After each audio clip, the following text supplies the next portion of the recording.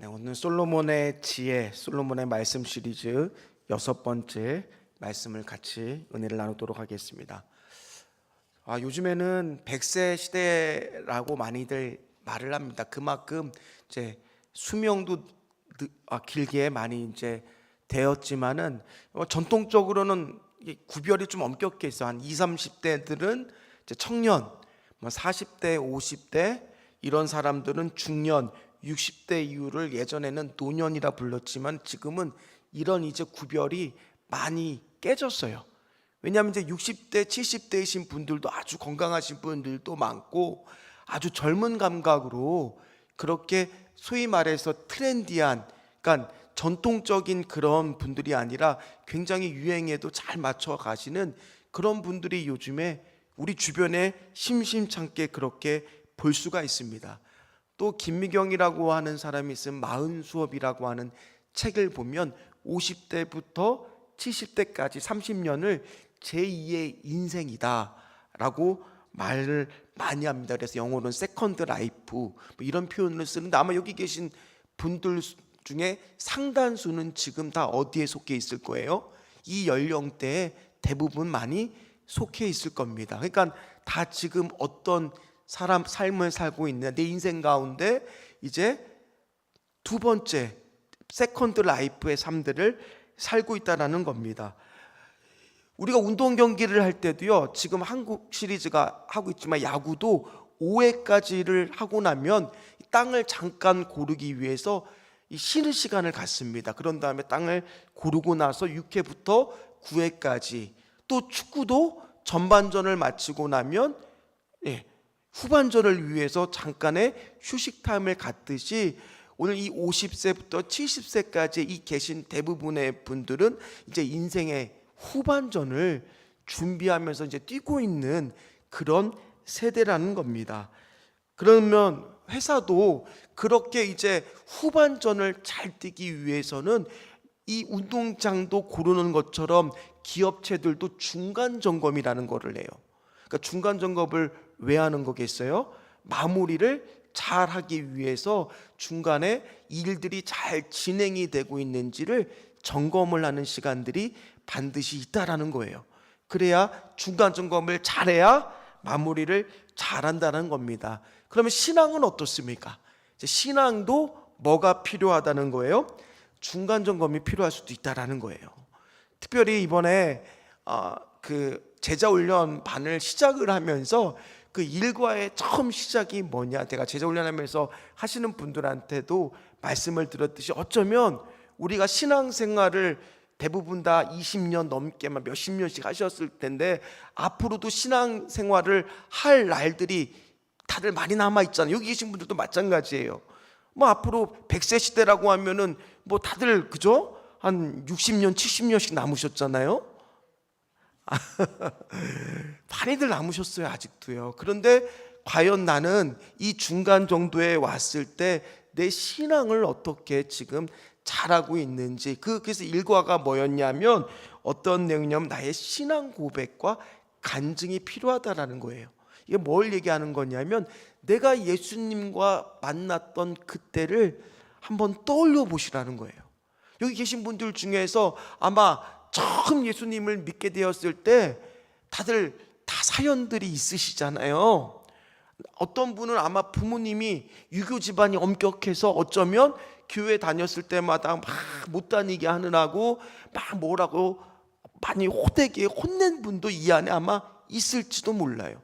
또 어떤 분은 교회를 한번 가려고 그러면 진짜 산을 넘어가야 될 정도로 먼 거리에 있는 교회를 다니기 위해서 애쓰고 수고한 분도 이 안에 있을 수가 있습니다. 그러나 예전에 처음에 예수님 믿었을 때는 어떠셨어요?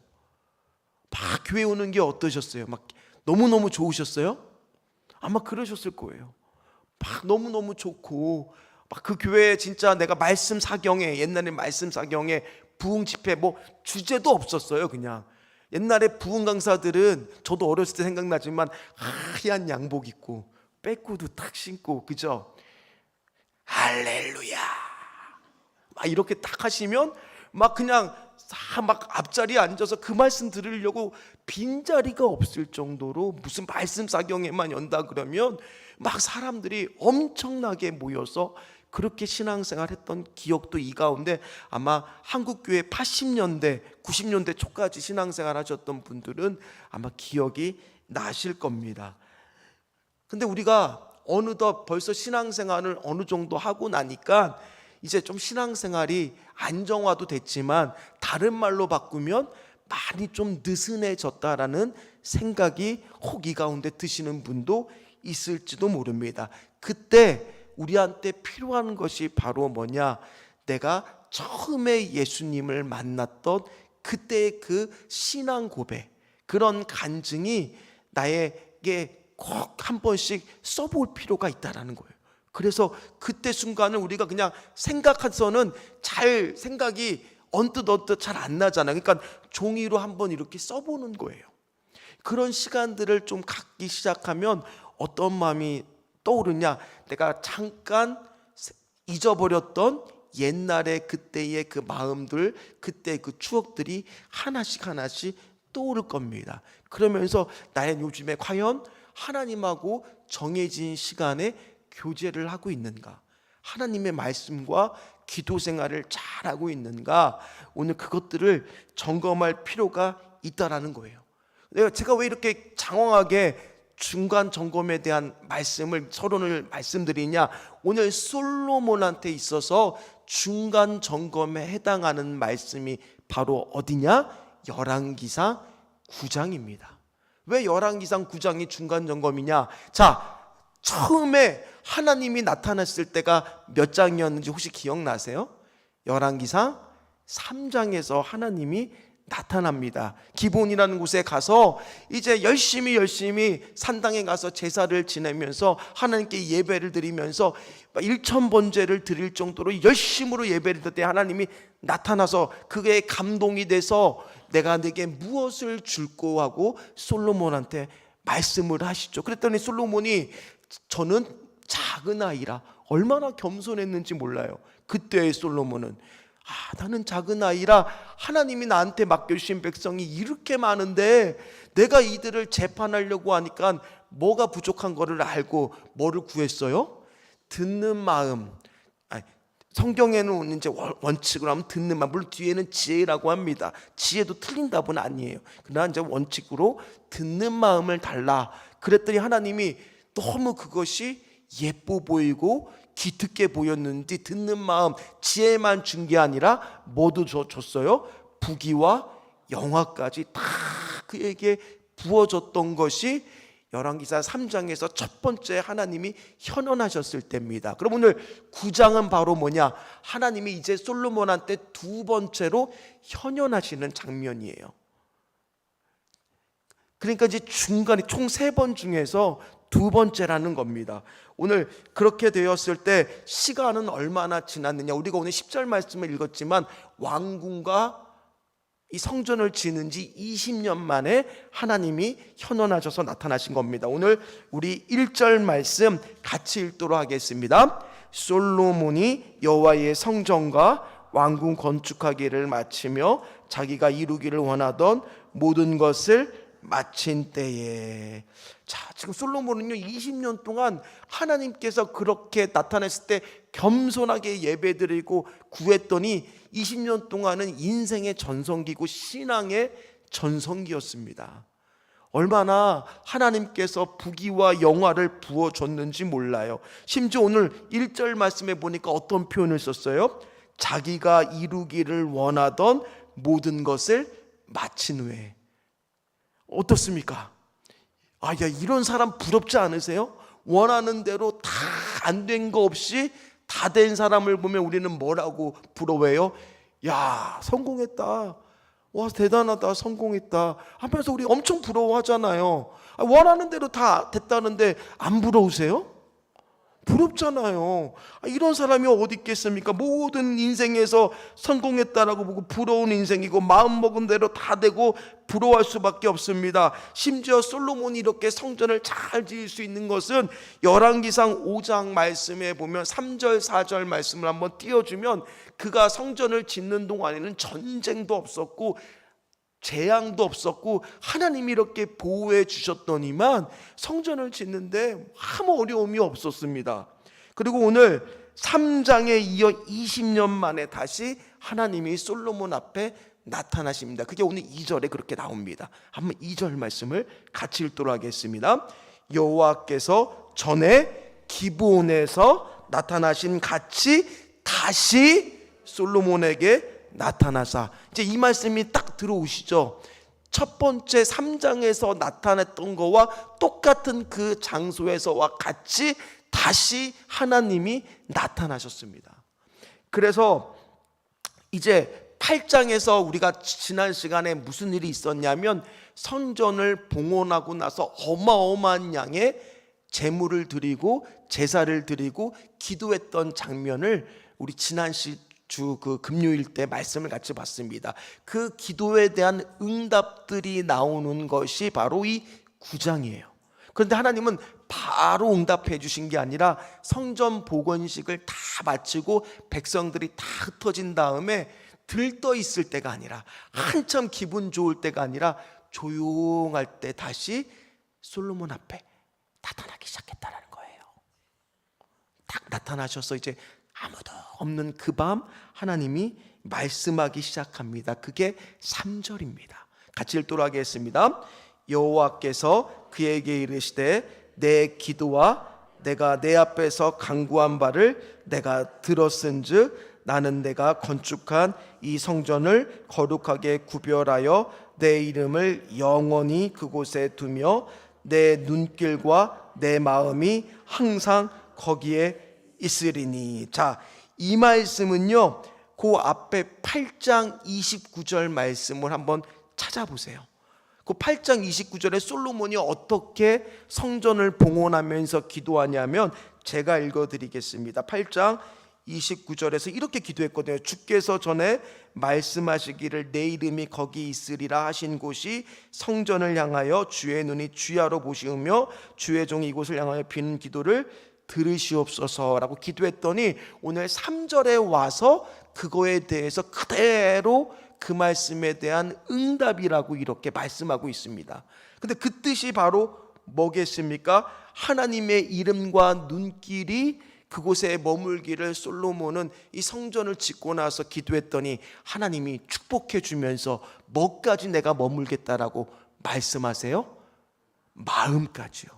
하나님의 마음까지도 내가 그곳에 함께 하겠다라고 더 응답해 주시는 하나님의 은혜와 축복이 있었다라는 거예요. 오늘 마찬가지입니다. 이 축복이 오늘 여기에도 있기를 간절히 소망합니다. 우리는 하나님 앞에 오늘 기도할 때 하나님, 우리의 마음이 조금이라도 하나님의 마음과 합당하게 기도하게 하여 주시옵시고, 하나님의 눈이 향하는, 하나님의 마음이 향하는, 하나님의 팔이 향하는 기도를 이 자리에 했을 때 하나님이 들으시고 내 마음도 거기 있다라고 말씀해 주신다라고만 한다면 얼마나 오늘 우리가 드리는 기도가 응답이 될 거에 대한 확신과 기쁨이 넘치는 곳이 이곳이 되겠습니까?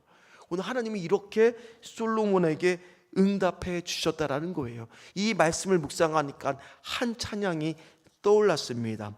아버지, 당신의 마음이 있는 곳에 나의 마음이 있기를 원해요. 아버지, 당신의 눈물이 고인 곳에 나의 눈물이 고이길 원해요. 우리가 여기서 눈물을 기도하고 기도했던 것들, 우리가 여기서 오늘도 부르짖으며 기도했던 그것에 하나님이 함께 하신다면, 하나님의 마음이 그곳에 있다라면 우리가 이곳이 금요 기도회가 저는 그렇게 되기를 축복합니다. 하나님, 여기서 기도하는 것들이 하나님께 기도의 향기가 올라가고 하나님이 흠양해서 받으시고 응답받을 수 있게 하여 주시옵소서. 그래서 우리 성도들 금요 기도회에 나와서 답답한 것들 모두 주님 앞에서 쏟아내면서 기도했을 때 오늘 이 밤은 축복의 밤이 되게 하여 주시고 응답의 밤이 되게 하여 주시옵시고 기쁨의 아버지요, 기도를 드리고 예배를 드릴 수 있도록 하여 주시옵소서. 이런 삶이 되기를 다 원치 않으십니까? 다 원하죠. 그런데 하나님이 갑자기 4절 5절을 추가하세요. 이거는 그냥 되어지는 게 아니라 조건이 있다라는 거예요. 그 조건이 바로 뭐냐? 4절 5절 말씀을 같이 읽도록 하겠습니다. 내가 만일 바르게 하여 내 앞에서 행하며 내가 내게 명령한 대로 온갖 일에 순종하여 내 법도와 율례를 지키면 내가 내 아버지 다윗에게 말하기를 이스라엘의 왕위에 오를 사람이 내게서 끊어지지 아니하리라 한 대로 내 이스라엘의 왕위를 영원히 견고하게 하려니와. 아멘. 다윗과의 언약도 말씀하고 있지만은 어쨌든 4, 5절의 조건은 하나예요. 뭐예요? 하나님의 말씀을 순종하고 따라가기만 하면 이런 축복들, 내가 너가 있는 기도하는 그곳에서 너의 기도를 들을 것이고 너에게 눈을 내가 집중할 것이고 마음까지 주겠다라고 하는 그 약속을 다 지키겠다라고 말씀하고 계신다는 얘기예요. 그러면서 6절부터 이제 9절까지는 반대를 얘기합니다. 이제 불순종할 경우가 됐을 때는 어떻게 하느냐. 자, 4절하고 5절 말씀의 주어는 뭐예요? 내가예요, 내가. 그러면 솔로몬을 가리키는 거겠죠. 그럼 6절부터 9절부터는 이제 의미가 확대돼서 너희라는 말이 쓰일 겁니다. 6절의 주어는. 그 얘기는 이제 이스라엘 백성들까지 확대돼서, 그러나 너희들이 불순종하게 된다면, 그렇게 되면 어떻게 될 것이냐. 바로 하나님의 말씀을 불순종하면 너희들을 기억에서 끊어버리실 것이고 거기에 더 이상 하나님의 이름을 두지 않을 것이며 너희들이 모든 민족 앞에 7절의 말씀을 보니까 속담거리와 이야기거리로 수치를 당하게 될 거라 말씀하고 있어요. 그러니까 두 가지 길이 있다는 거죠. 근데 하나님, 이왕이면은 성전을 봉헌하고 나서 이 기쁜 날 딱 5절까지만 말씀하시면 얼마나 좋겠어요. 그런데 하나님은 5절까지만 말씀하시는 게 아니라 뭐도 말씀하셔요? 6절부터 9절까지도 말씀하셔요. 왜 그러셨을까요? 그냥 5절까지만 말씀하면 좋은 날이잖아요. 20년 동안 모든 공사가 다 마무리되고 얼마나 기쁜 날이면 거기까지만 딱 말씀하시면 좋은데 왜 6절부터 9절까지를 경고의 말씀으로 주셨을까요? 오늘 우리도 마찬가지예요. 신앙생활에 우리가 후반절을 남겨두고 있는 우리에게도 오늘 이 말씀을 그대로 적용하면, 왜 하나님은 그냥 우리 앞으로 축복의 말씀만 그냥 계속 주시면 얼마나 좋아요. 아멘, 아멘. 제가 축복의 말씀 선포할 때는 다 성도들이 어떤 마음이 드느냐, 내 말씀 아멘, 아멘, 얼마나 좋아하시는지 몰라. 그런데 갑자기 불순종하게 되면, 이렇게 시작하면 다들 얼굴빛이 벌써 별로 좋지 않거든요. 근데 하나님은 그 말씀까지도 복음의 완전성을 위해서 말씀하시더라는 거예요. 왜 그러셨을까요? 그 이유가 있다는 얘기예요. 오늘 이제 뒤에 말씀을 보면 알겠지만 솔로몬을 이제 중간 점검을 하기 시작하니까 열왕기상 3장에서의 솔로몬의 마음과 이 9장에서의 솔로몬의 마음이 많이 달라져 있더라는 거예요. 오늘 이 말씀을 했을 때 우리도 이 말씀이 축복의 말씀이 되기 위해서는 어떻게 되어야 되겠습니까? 3장에서의 그 솔로몬의 마음처럼, 그래서 우리가 다시 한번 내가 주님을 만났던 그때를 떠올리면서 그때의 그 마음을 한 번쯤은 점검해보고 써보고 생각해보는 것이 중요하다라는 거예요. 왜요? 우리도 지금 20년이 지나고 수십 년이 지나고 나니까 마음이 조금은 달라져 있을 수 있더라는 겁니다. 오늘 우리가 직분이 생기고 어느 정도 신앙생활을 하다 보니까 이렇게 될 수 있다는 거예요. 그런데 하나님의 관심은 왜 6절부터 9절까지의 말씀을 하시느냐? 축복이 아니에요. 하나님의 관심은 축복이 아니라 뭐다? 자, 따라합니다. 관계다. 관계다. 지금 하나님이 왜 이렇게 부정적인 말씀까지도 솔로몬한테 들려주시느냐? 하나님이 원하시는 거는 너희들이 축복받는 걸 물론 원하시죠. 그러나 거기만 모르는 게 아니라 궁극적으로 원하는 것은 축복이 아니라 뭐다? 관계를 맺는 데 있기 때문입니다. 하나님 우리와 관계를 깊게 맺기를 원하십니다. 우리가 하나님을 아는 것, 믿는 것과 관계 맺는 것은 또 다른 문제가 될 수가 있습니다. 예를 들어서 저희 집에도 선아 선민이 자녀가 있지만은 태어나자마자 저하고는 어떤 위치가 쓰여져 있는 거예요? 아버지와 자녀라는 위치는 정해져 있는 거예요. 이건 바뀌지 않습니다. 우리가 예수님을 믿게 되는 순간도 마찬가지입니다. 하나님과 우리가 무슨 관계에 영적으로 아버지와 자녀의 관계가 되는 것은 분명합니다. 그러나 그 자녀라고 해도 어떤 자녀는 살갑게 구는 자녀들 있잖아요. 아빠 나 이거 해주면 안 돼? 아빠 이거 좀 도와주면 안 돼? 하면서 막 집에 오면은 막 살갑게 구는 자녀들, 막 애교도 피우고 아빠한테 잘 보이려고 하면서 막 말도 막 도란도란하는 자녀들 있죠. 근데 어떤 자녀도 있어요? 너무 정난하게 마음이 나오는데 말도 안 하는, 집에 왔는데도 인사하러도 안 나고 방에 문 콱 닫고, 우리 집 얘기 아닙니다. 오해하지 마시고. 그런 자녀도 있을 수 있는 거잖아요. 자, 그러니까 뭐예요? 우리가 다 하나님 앞에 지금 구원을 받았지만 관계는 또 다른 문제라는 거예요. 어떤 분은 지금 하나님과의 깊은 영적 교제와 관계를 맺어서 친밀한 분도 있지만은 지금 어떤 분은 내가 구원은 받았지만 어떤 관계에 있는 분이 있어요? 하나님 앞에 정해진 시간에 교제하지 않고 하나님을 기도하지 않고 말씀 보지 않는 분도 이 가운데 없겠지만 있을 수도 있더라는 거예요. 하나님이 원하시는 것은 지금 왜 이렇게 두 가지 길을 다 말씀하시느냐? 축복이 아니다. 뭐다? 관계를 맺는데 하나님의 목적이 있기 때문입니다. 그런데 오늘 솔로몬은 말씀의 곳곳에서 보니까 말씀의 중간 점검을 하다 보니까 달라진 것들을 볼 수가 있습니다. 먼저 그걸 살펴보겠습니다. 20절하고 21절 말씀을 같이 읽도록 하겠습니다. 이스라엘 자손이 아닌 아모리 사람과 헷 사람과 브리스 사람과 히위 사람과 여부스 사람 중남아 있는 모든 사람 곧 이스라엘 자손이 다 멸하지 못함으로 그 땅에 남아있는 그들의 자손들을 솔로몬이 노예로 역군을 삼아 오늘까지 이르렀으되. 하나님이 지금 이 족속들 어떤 족속들이에요? 가나안의 7 족속들이에요.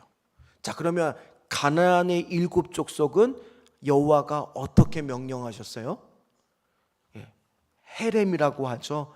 멸절하라라고 말씀하신 것이 분명히 있는데 오늘 솔로몬은 그 말씀을 지키기는커녕 그들을 지금 노예로 삼아 부리는, 하나님의 말씀을 지키지 않는 그런 행동을 하기 시작합니다. 그것뿐만 아닙니다. 솔로몬이 한 일을 보십시오. 15절 말씀을 보니까 밀로와 예루살렘 성과 하솔과 부깃도와 겟셀을 건축하죠. 17절 보니까 베로는 바알란 다드모를 말해도 아마 다 기억도 안 날 겁니다. 저도 기억이 안 나니까요. 또 19절 말씀에 계속 보니까 건축 사업을 그냥 줄줄줄줄줄줄 하는데 이게 다 어떤 건축 사업이냐? 성벽을 높게 세우는 건축 사업이에요. 자, 그럼 묻습니다. 건축하는 동안에 전쟁과 재앙이 없었던 것은 이스라엘의 국력이 세고 성벽이 높아졌습니까? 하나님이 다 막아주시고 지켜주셨기 때문입니까? 하나님이 막아주고 지켜줘서 그렇게 된데 지금 솔로몬은 갑자기 지금 20년이 지나면서 그것들을 지혜로운 왕인데 깨닫지를 못하고 있어요. 그러면서 성벽을 높게 쌓는데 집중하고 건축하는 데만 집중하고 있습니다. 더군다나 또 문제가 그것뿐만이 아니에요. 오늘 말씀에 보면 곳곳에 등장합니다. 16절 말씀도 한번 읽어보도록 하겠습니다.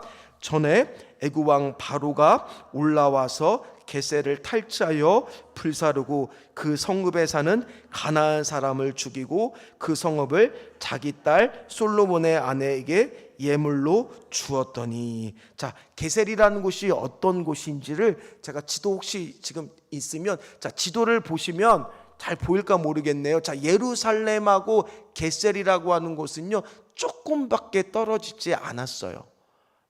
북동쪽으로 약 30km 정도. 혹시 잘 보이세요? 다행히 네, 잘 보이네요. 그 정도만 떨어져 있습니다. 자, 그럼 거기는요 누구 땅입니까? 에브라임 지파 땅이에요. 근데 지금 누가 와서 그곳에 지금 전쟁을 벌이고 사람들을 그쪽에 있는 민족들을 쫓아냅니까? 바로가요. 원래는 누가 해야 될 일이에요?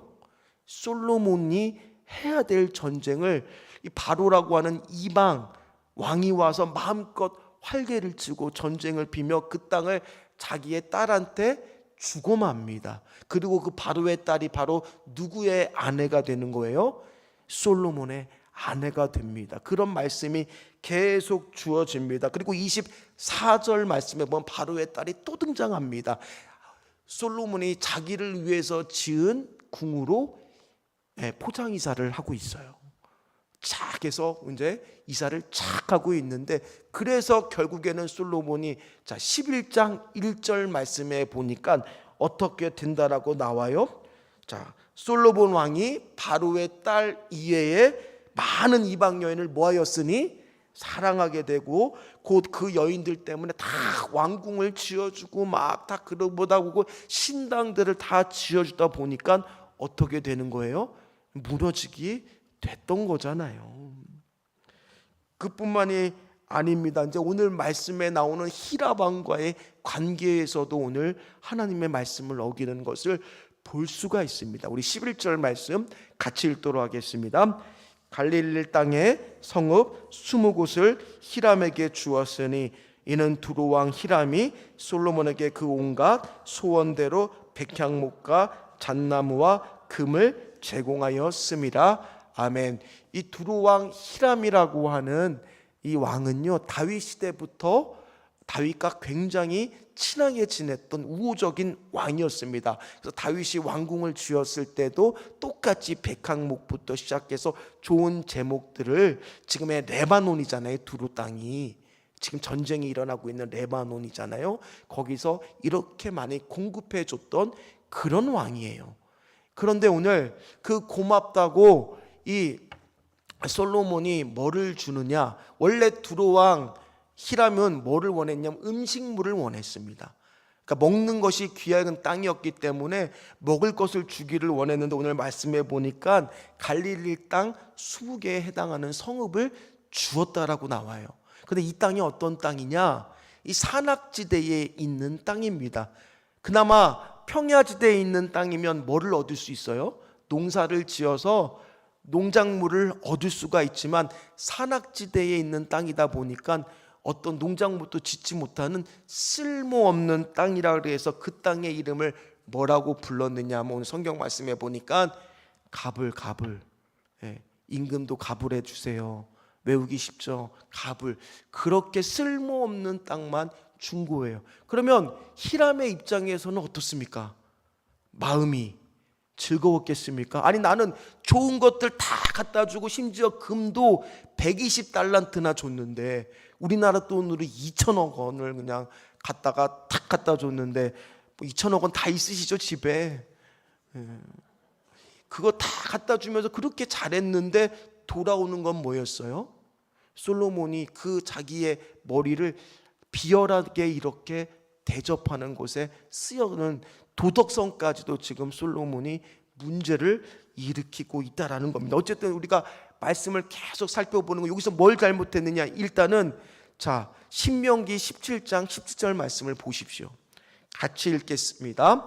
그거에게 아내를 많이 두어 그의 마음이 미혹되게 하지 말 것이며 자기를 위하여 은금을 많이 쌓지 말 것이니라. 그런데 오늘 이 얼마나 금이 넘쳤는지 이 왕궁의 겉에 외벽과 내벽의 인테리어 마무리 공사는 다 금이었어요. 그리고 방패에다가도 겉에 다 무슨 칠을 해줬느냐? 금칠을 싹 다 해줬어요. 그만큼 금이 차고 넘쳤다라는 겁니다. 그뿐만이 아닙니다. 레위기 25장 23절 말씀에 보니까 뭐라고 되어 있어요? 토지를 함부로 팔거나 거래하지 말라고 분명히 말씀을 했는데, 오늘 솔로몬은 지금 우리가 살펴본 수많은 곳에서도 지금 어떻습니까? 마음이 3장에서와 9장에서의 중간 점검을 했던 것이 많이 달라진 것을 볼 수가 있더라는 거예요. 심지어 그의 신앙생활은 어떻게 또 바뀌었는지 오늘 마지막 25절 말씀입니다. 25절 말씀을 같이 읽겠습니다. 솔로몬이 여호와를 위하여 쌓은 제단 위에 해마다 3번씩 번제와 감사의 제물을 드리고 또 여호와 앞에 있는 제단에 분향하리라. 이에 성전 짓는 일을 마치니라. 아멘. 자, 규칙적으로 3번씩 해마다 예배를 드렸는데 그 예배가 무슨 예배냐? 우리도 다 알고 있는 유월절, 맥주철, 초막절, 정해진 절기의 예배는 잘 지켜서 드렸습니다. 그러나 예전에 기억하시죠? 일천 번제라든지 어마어마하게 하나님 앞에 제물을 드려서 그렇게 마음을 쏟았던 솔로몬의 모습은 온데간데가 없더라는 거예요. 어쩌면 지금 정해진 예배만 드리는 의무감만 남아있는 예배를 지금 솔로몬은 드리고 있는지 모른다라는 거예요. 그래서 오늘 사랑하는 우리 귀한 성도님들한테 묻고 싶습니다. 나의 신앙생활에 지금 중간 점검은 어떻습니까? 지금 나도 혹시 이 가운데 내가 오늘도 금요 기도회를 나오고 주일 예배를 안 빠지고 나오고는 있지만 오늘 의무감으로만 예배를 드리고 있는 나의 신앙의 모습은 지금 없습니까? 그리고 겉으로 보기에는 별거 아닌 것 같지만 조금씩 그때의 그 3장에서의 마음이 변질된 것처럼 9장까지 20년 동안 내가 신앙생활을 하다 보니까 나도 모르게 지금 어떻게 보면은 하나님과의 관계가 깨진 건 아니지만은 그 관계의 깊어짐의 정도가 예전보다 지금 못하고 있지는 않습니까? 정해진 시간에 기도하고 정해진 시간에 말씀을 보면서 매일매일 그렇게 하나님과 조금씩 친밀해지는 그런 관계를 맺고 있으십니까? 오늘 우리도 뭐가 필요하다는 거예요? 중간 점검이 필요할 때라는 거예요. 앞으로도 우리는 신앙생활을, 여기 계신 분들도 100세 시대라 그러면 수십 년은 더 하셔야 되잖아요. 그래서 이 시점에서 오늘 우리가 기도할 때 다시 한번 중간 점검을 해보시기를 간절히 소망합니다. 나는 지금 잘하고 있는가? 내가 주님 앞에서 지금 내가 의무감으로 예배드리고 있지는 아닌가? 아니면 오늘 말씀과 기도에 대한 하나님과의 교제 시간을 갖지 않다 보니까 내가 지금 말씀을 지키지 못하는 신앙생활을 하고 있지는 아닌가? 그랬더니 오늘 솔로몬은요, 이제 뒤에 말씀으로부터는 갈목할 만한 업적이 더 이상 통치 기간에 나오지 않더라는 거예요. 말씀을 마무리하도록 하겠습니다. 시편 127편은요 솔로몬이 지은 시입니다. 거기 1절에 보면 솔로몬이 뭐라고 고백하는지 한번 같이 읽어보도록 하겠습니다. 여호와께서 집을 세우지 아니하시면 세우는 자의 수고가 헛되며 여호와께서 성을 지키지 아니하시면 파수꾼의 깨어 있음이 헛되도다. 아멘. 아니, 이렇게 잘하면서, 이렇게 말씀을 누구보다도 정확하게 잘 알면서 왜 솔로몬은 그렇게 되었을까요? 왜 그렇게 되었을까요? 중간 점검을 하셔야 된다는 거예요. 늘 말씀 앞에 다시 한번 서는, 나는 지금 잘하고 있다는 것이 아니라 다시 한번 나를 돌아보면서 다시 말씀 앞에 서야 되고, 다시 기도하면서 하나님, 그렇습니다, 머리로 잘하는 것으로 끝나는 신앙생활이 아니라 내 중간 점검을 하면서 나는 하나님 앞에서 지금 하나님이 원하는 것은 내 성공과 내 축복이 아니라 뭐다? 나와 깊은 관계를 맺는 거라는 것을 기억하고 오늘도 그렇게 하나님과 깊은 관계를 맺으시는 사랑하는 우리 귀한 신여주교회 모든 성도님들 다 되시기를 주의 이름으로 축원합니다. 다시 복음 앞으로 나오시기를 축원합니다. 다시 예배의 자리로 나오시기를 축원합니다. 다시 기도의 은혜를 누리시기를 축원합니다. 그렇게 되었을 때 하나님 오늘 우리가 중간 점검했을 때 그렇구나 깨닫게 해주셨을 때 다시 그 3장의 원래의 솔로몬의 그 마음을 회복시키는 돼야 되는 것처럼 우리의 마음을 그렇게 하나씩 하나씩 회복시켜 주실 줄 믿습니다.